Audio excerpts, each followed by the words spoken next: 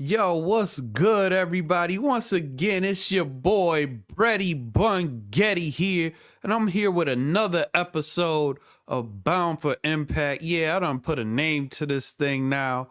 So we're gonna keep these episodes coming. Today we'll be reviewing the episode of TNA Impact from August 7th, 2025. Um, you know, I'm really high on this episode. I thought last week's episode wasn't that good, and my apologies. I didn't put out an episode last week. Life happens. But I'm trying to kind of get into more of a routine of doing this and finding out what time I should record and all of that good stuff. So if you do like the content, I appreciate all of y'all. Please like, subscribe, comment. Let me know what you guys think. I'm going to give my opinions. Um, so let's get right into this episode. So this episode is from the Rhode Island tapings. And it begins with Trick Williams is coming out to the ring. He's cutting a promo. He's upset about the loss last week in the 6-man tag, or no, it started out as a 6-man tag match, and then it got changed to a tag team match after the revelations of Casey Navarro's injury. So Trick Williams comes out. He's cutting his promo. He's saying, calling Moose a bobblehead and some lazy kind of insults about the size of Moose's head. Yeah, that's why he's called Moose. He got a big head. Anyways, pause. Um, and I guess Trick, since he beat Santana in his hometown, and now he's gonna be facing Moose in his hometown of Baltimore or the DMV area. Trick's new gimmick is, hey, I'm gonna beat all of these TNA wrestlers in their hometown. And it's kind of whatever, is trying to get him extra heat. I kind of am like, whatever towards Trick, it's kind of run its course for me. I would prefer that, he lose this title ASAP. And it's sad to me that Moose is probably going to lose to him at Emergence on next Friday. Um, so then Moose comes out in retaliation, He comes out, he fakes like he's gonna hit Trick with a spear, and Trick leaves the ring and walks away. And my thoughts about this beginning to this episode is like, yeah, this isn't that intriguing. I know that these two dudes wrestle at Emergence. I'm actually kind of more interested in them teaming up on NXT next week as Trick, Moose, Obafemi, and Javon Evans take on Dark State. So we start out with this lackluster promo, but I assure you the show heats up a bit later. So after that, we go along, and Gabby Lapisa, I'm sorry, Gabby, I messed up her name. If I did, I'm sorry. She welcomes back Gia Miller. She's been filling in from Gia Miller ever since the Tessa incidents.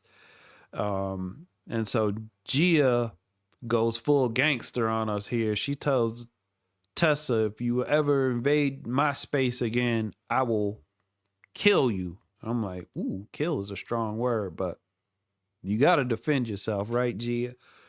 So after she puts on her tough guy face, she says she's going to interview Joe Hendry, and obviously say his name, and he appears. Joe Hendry comes out, and the first thing that I thought about in this segment is, I know this is pre-recorded, but they forgot to add like the fake crowd noise. When Joe Hendry comes up on the screen, there should be a crowd cheer, but they didn't add it. But and he kind of said his same old spiel, we believe. And okay, let's get to the match versus Mustafa Ali later today. So then after that, this is front loaded with promos and backstage vignettes and all of that good stuff. So After that, Mike Santana comes out to Sammy Callahan in the back, and he agrees to face him at Emergence. Because in last week's episode, Sammy Callahan had said, I'm feeling kind of washed up. I done got overweight, and, I want to perform against the best of the best. So I'm challenging Mike Santana to see if I still have it, right? So Santana comes out and he agreed to it. And then backstage, they're confronted by Eric Young in the Northern Armory. And Eric Young, I feel like he's spitting facts here to Santana. He talks about how he let his family down, and then he also let the TNA family down because he wasn't able to defeat Trick Williams at Slammiversary. And I'm sitting here like, this is the first time in weeks that Eric Young has made any type of sense. So after that, another backstage vignette. Oh, no, I'm sorry. We actually get a teaser of a match that everyone wants to see, right? It's Jake something versus Steve Macklin for the international title. So they start going at it. It's a hard hitting fight like you think it's gonna be. But this didn't last long. These fools were so busy fighting that they got a double count out. Jake something, don't you want to win the title? Or do you want to just scrap? Anyways, after that, they just keep on scrapping, right? The security comes, tries to break it up. Macklin does a dive and he hits the security and everyone else. And I'm just saying, okay, now these guys need to get it in at Emergence. That's all we want to see. We love that Macklin has this international title. He's a fighting, I don't want to say the term fighting champ, but he's a worker, right? He's a hard worker. So let him defend his worksman championship on the actual PLE or TNA Plus event. I don't know if they call them PLEs or not. So after all of that, what happens next is Steph DeLander and Mance Warner, who I kind of dig. They have a what is that movie called? Natural Born Killers. They got a like Natural Born Killers vibe to them, right? And they go to Santino's office. I guess Santino wanted to see them for one reason or whatever, and he's not there. So they decide to go into Santino's office to have sexual relations. I don't know. Meaningless segment. I don't know what people get from this, what we get from that. I guess it's to set up the whole comedy spiel with Santino that appears later on in this episode, but felt like it was kind of a waste of time.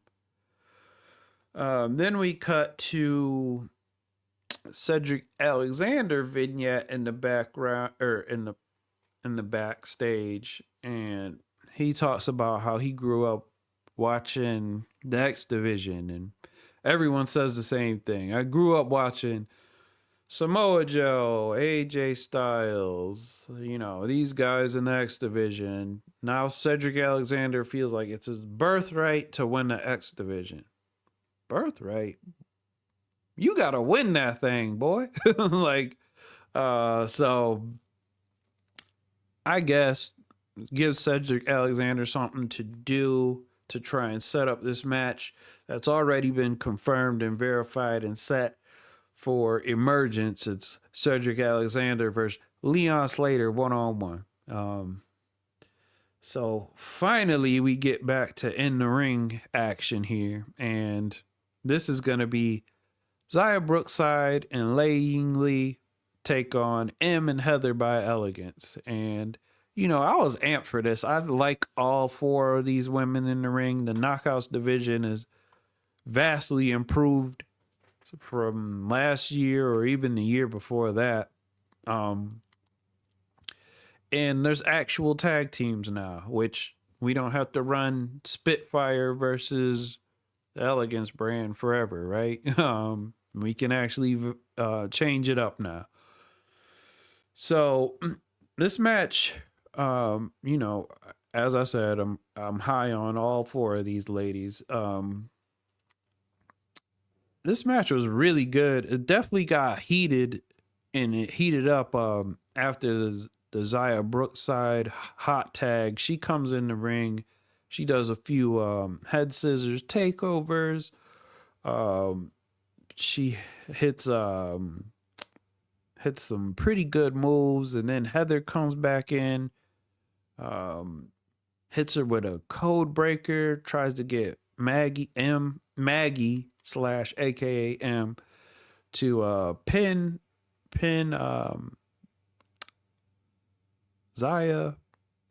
Maybe I'm misremembering, but whatever. They try and get the pinfall. It doesn't work. Lei Ying Lee comes in, hits her with the Thunder Strike. It was a clean Thunder Strike.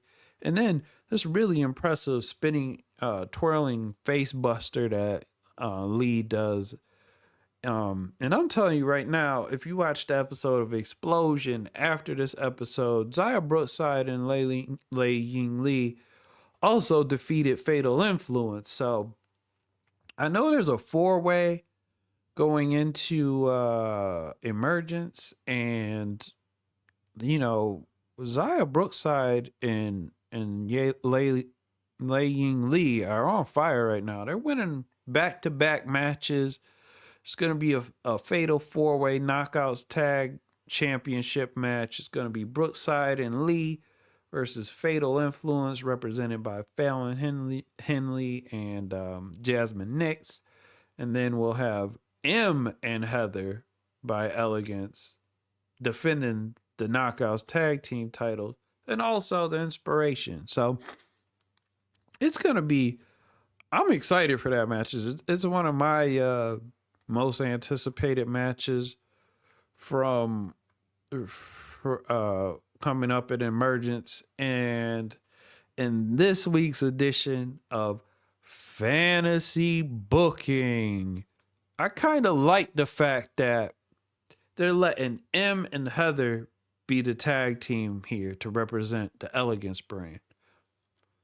I feel like M and Heather both, it will give them something consistently to do. I'm hoping that they win this match, to be honest.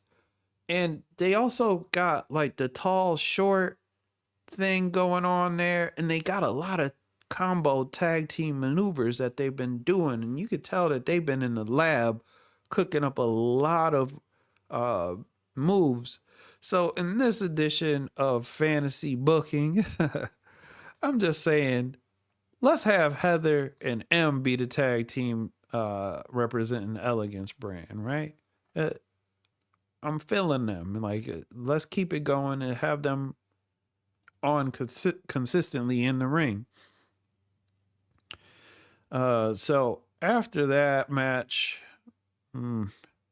something that don't really matter once again happens. Santino is with his daughter Ariana Grace, and they go into Santino's office and they see Mance and Steph DeLander having sex. Ariana Grace is a grown woman. Santino covers her eyes, and then Santino closed the door and then peeks back in like a pervert. Okay. So then we go on to what is probably my favorite segment of this week. An emergency first class penthouse. AJ Francis and Casey Navarro comes out, and Casey Navarro is giving a very passionate speech about how he wrestled at Slammiversary and he did further damage to his knee, and now he's torn his ACL and he's going to be out for a while. And this is extremely unfortunate because Casey Navarro is someone that's been on fire of late. In ring, promo. This dude has a high ceiling for potential, right? Um, Especially at TNA. He can probably go into the X division if he wanted to. Um, you know, it's unfortunate that this has happened at this time. He's been on a roll right now. So AJ Francis says, "Hey, listen, what we said in the NFL is whenever there was an injury, it's next man up." So then AJ Francis says, "So welcome back, my homie, Rich homie Swan." And I jump out my seat.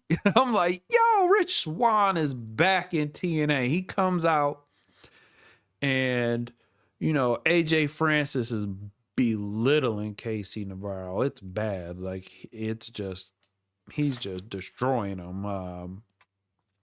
He's telling him that, before Casey Navarro is just a replacement for Rich Swan. And before Casey Navarro joined first class, they had titles. If you remember, AJ Francis had the digital media title. Uh, Rich Swan has a history of titles in TNA, and they kicked the crutches from him. They, it's sad. It's unfortunate for Casey Navarro right now, but he's gonna come back, and that face turn is gonna be fire. And not only that, they've been dropping subtle hints throughout this year. He's been conflicted about what he's doing with first class, anyways. He's him and Mike Santana have a mutual respect there, and I think when Casey Navarro does come back, whether Santana is the champion or not, I'm pretty sure that Santana is going to help Casey Navarro take on first class, Rich Swan, and AJ Francis. But once again, my favorite segment, everyone that participated this did their thing on the microphone. You felt it was real. You felt there was real pain when Casey Navarro had to announce that he was injured. You felt there was real anger when AJ Francis belittled him. You felt the hurt of the words that AJ Francis said on the Casey Navarro, and you felt the enthusiasm from Rich Swann just to be back in the business. So, once again, top notch segment there. So, after that, we get the newest knockout, Mara Sade, her first solo match in TNA, and it's against someone that there's a massive campaign behind her to get signed by TNA, and this is Vicious Vicky. So, I've watched a few of her independent matches, not too much of it, but you could tell, even though this was pretty much a squash match, you could tell by her in-ring presence that she's got skills, right? She's not a bum, she's got plenty of talent in the ring. Her timing was correct on everything. So, anyways, Mara Sade is an interesting case. I don't know if she's going to be a face or a heel. She's kind of being an in-betweener, at least from my perspective. I don't know if she debuted this move or if she did it often in NXT, but her finisher is called the Finish Her. And it's a pretty cool move. It's like a double underhook that turns into a code breaker. It was pretty sweet. I'm curious if she can get it off on every wrestler, but it definitely worked tonight. She was pretty impressive. She continues to show in-ring potential, and let's see where she goes as a as the latest knockout. So after the Mara Day match, we move on to one of a highly anticipated match, which is Ash by Elegance's. Uh, pardon me, Ash by Elegance's title shot against Jacy Jayne, and it was uneventful. This match, I wouldn't say the match itself was uneventful. It lasted 2 minutes.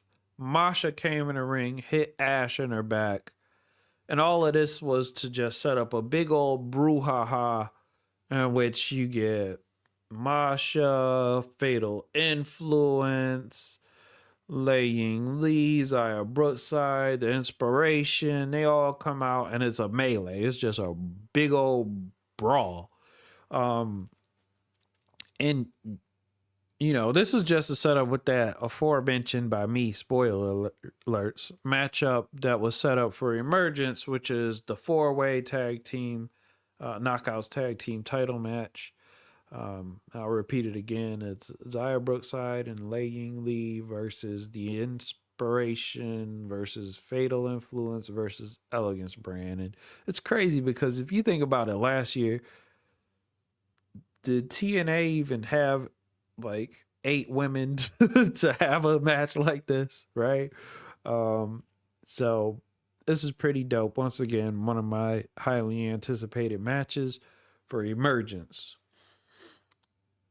So then we cut backstage once again. It's the Hardys. Matt Hardy's just saying, listen, I'm not concerned about what Santino's announcement is for Emergence. Because we're the Hardys and none of these tag teams in TNA can really beat us consistently. You know what I mean?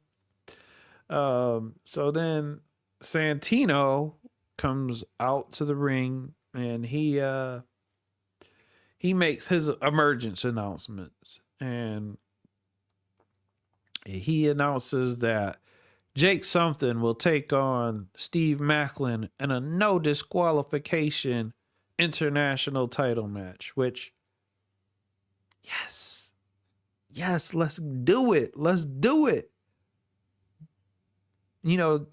Jake something is someone who I think has a lot of presence. He's got a lot of in-ring talent. We just want to see we just want to see him booked well consistently. I don't expect him to win the match. I'll get into that if I do an Emergence podcast. That will be probably after this week of Impact, because I want to make sure that I see the complete card first before I do a pod. But let's book Jake something strongly, please. So then Santino makes a few more announcements. It's Sami Callihan versus Mike Santana. I mentioned that before. The Knockouts Tag Team Titles match. I mentioned that a couple times this podcast.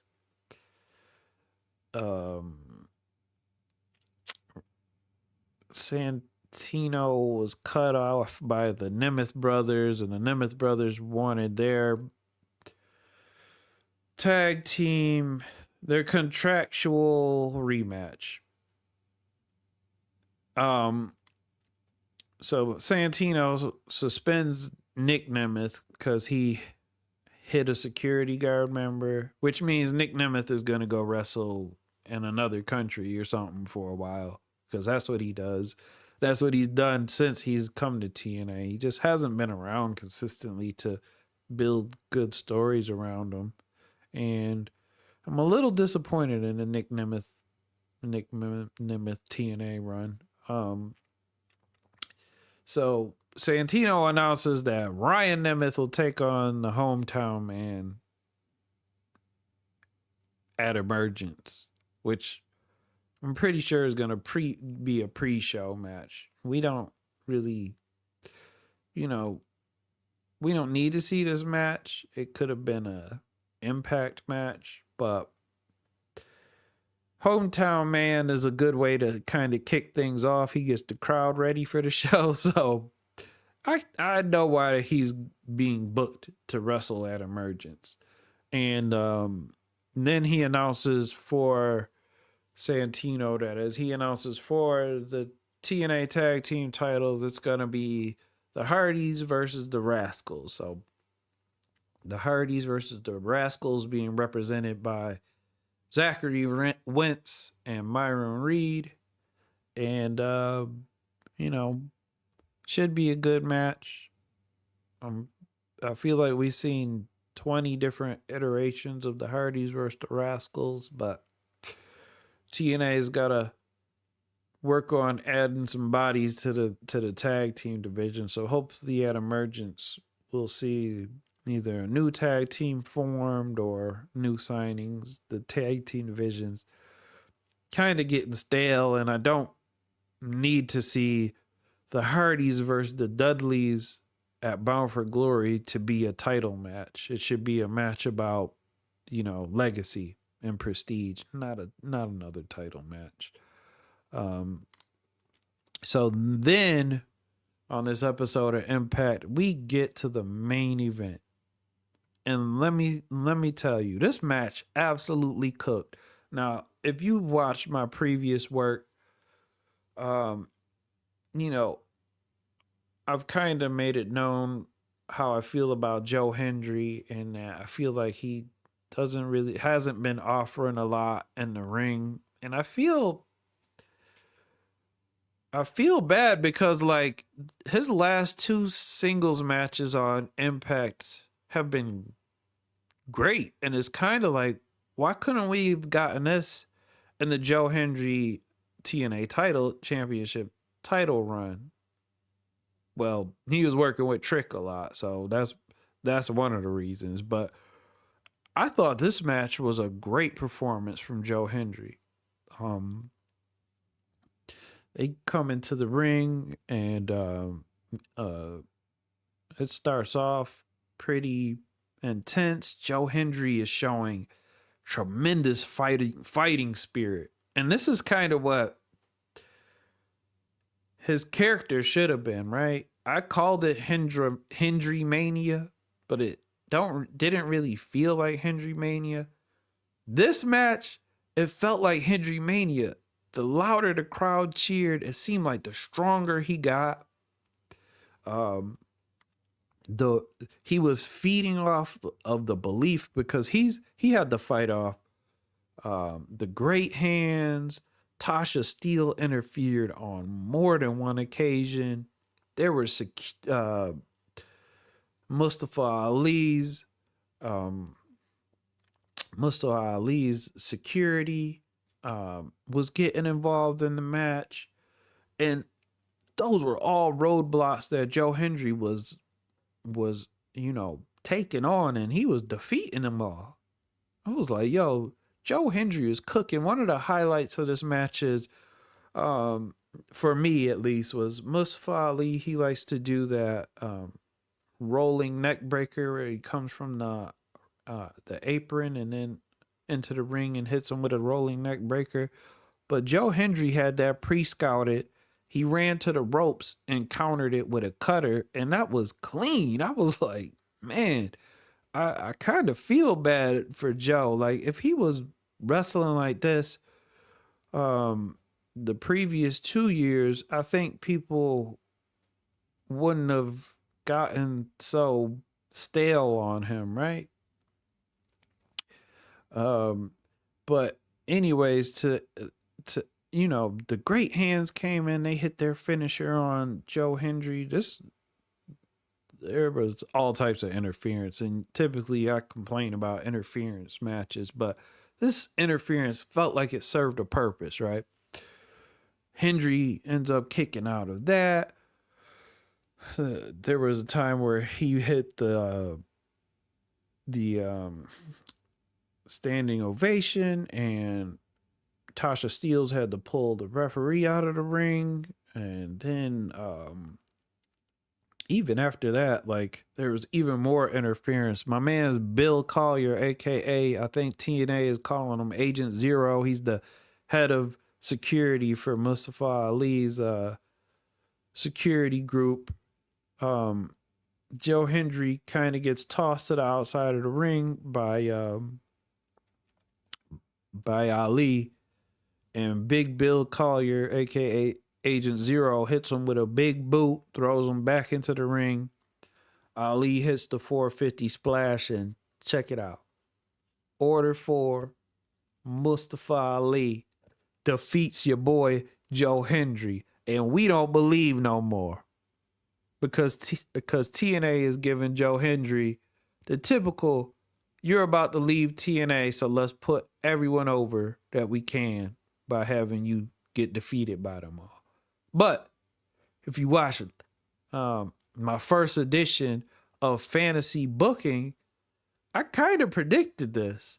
I said, well, why don't we position Mustafa Ali as the unlikable hero in this story where TNA is losing all their titles to NXT? He's campaigned on,